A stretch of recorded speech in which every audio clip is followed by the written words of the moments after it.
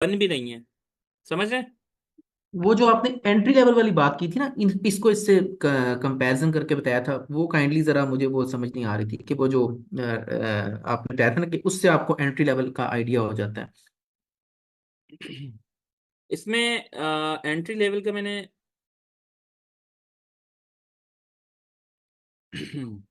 अब ये देखें, एंट्री लेवल का मैं ये बता रहा था आपको, जैसे कोई स्टॉक,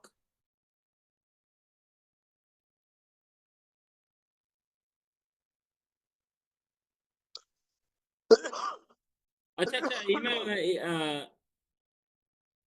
एमत 15 का मैं बता रहा था आपको।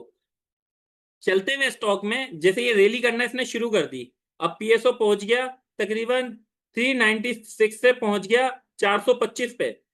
425 पे पहुंचने के बाद जैसे अगर आपने एम करीब की अप ट्रेंड के अंदर आप एक स्टॉक में बाइंग करना चाह रहे हैं, अब ज्यादातर लोग पता है क्या करते हैं, वो चलते हुए स्टॉक को एकदम हाई पे बाय कर लेते हैं।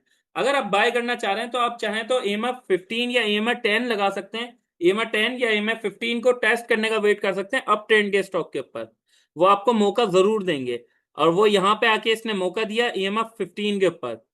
अब यहाँ तो मैंने तो ईएमएफ 15 उस वक्त लगाई थी केसी 100 में, यहाँ पे देखें इसने आगे से टेस्ट किया, टेस्ट करने में यहाँ पे मौका मिला। अब यहाँ आप बाइंग करें, यहाँ से ये रिबाउंड होगा और ये यहाँ से रिबाउंड हो गया, फिर इसी तरह ये वापस नीचे आया, यहाँ से रिबाउंड हो गया और हालांकि वापस नीचे आया। अब रेंज बाउंड परफॉर्म करने लगा तो ईएमए की वैल्यू जीरो हो गई उस वक्त, ईएमए 15 की वैल्यू जीरो हो गई।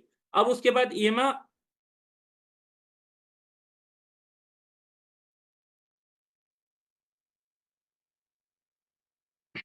ईएमए 30 और ईएमए 50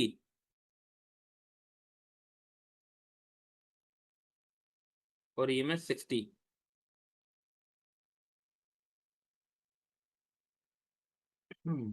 ये देख रहे हैं आप, यानी 15 दिन के अंदर अगर ये 15 दिन के अंदर इसने रेंज बाउंड परफॉर्म किया तो ईएमएफ 15 की वैल्यू जीरो हो गई, वो नीचे आ गया। उसके लिए जीरो तो नहीं होती वैसे वैल्यू, लेकिन यानी कि उस वक्त जो है अहमियत उसकी खत्म हो गई, और उस वक्त किसकी अहमियत हो गई, ईएमएफ 16 की। ईएमएफ 60 को आगे इसने टेस्ट किया, टेस्ट करके रिबाउंड दिया, फिर उसके बाद नीचे आ गया ईएमएफ, नहीं ईएमएफ 50 है ये, ईएमएफ 60 के ऊपर। और फिर उसको आगे ब्रेक किया और उसको रेजिस्ट किया, फिर उसके बाद आगे ब्रेकआउट देके टेस्ट करके वापस ऊपर की तरफ चला गया।